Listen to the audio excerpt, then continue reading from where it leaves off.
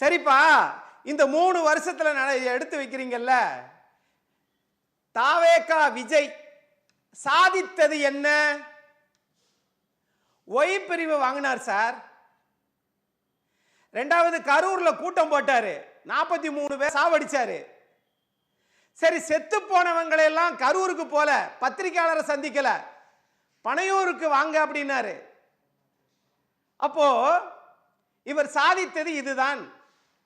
சரி, அது இருக்கட்டும் சார். இவரை பொறுத்தளவில் நீங்க ஒரு கட்சியை எதிர்த்து போராடி வெற்றி கண்டால் அதற்கு பெயர் வீரம்.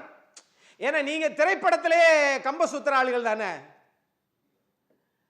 அதிமுகவை பலவீனப்படுத்த வேண்டும் என்று நினைத்த எத்தனையோ கட்சிகள் காணாமல் போய்விட்டது.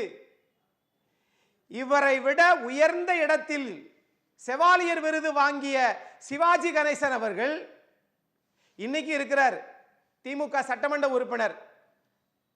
ஐயா துரை சந்திரசேகர் அவர்கிட்ட தோத்து போனாருங்க. நான் ஒரே ஒரு இது சார், நான் ஒரு 2 வாரமா கேட்டுக்கிட்டு இருக்கேன் சார். இந்த சன் டிவிலையும் ஒரே ஒரு வேண்டுகோள் வச்சுக்கிறேன் சார். நடிகர் விஜய் அவர்களுக்கு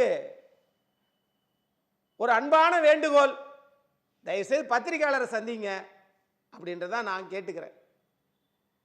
அதெல்லாம் சந்திக்க மாட்டேங்க. நான் நேரடியாக அடுத்த 2029 பிரதமருங்க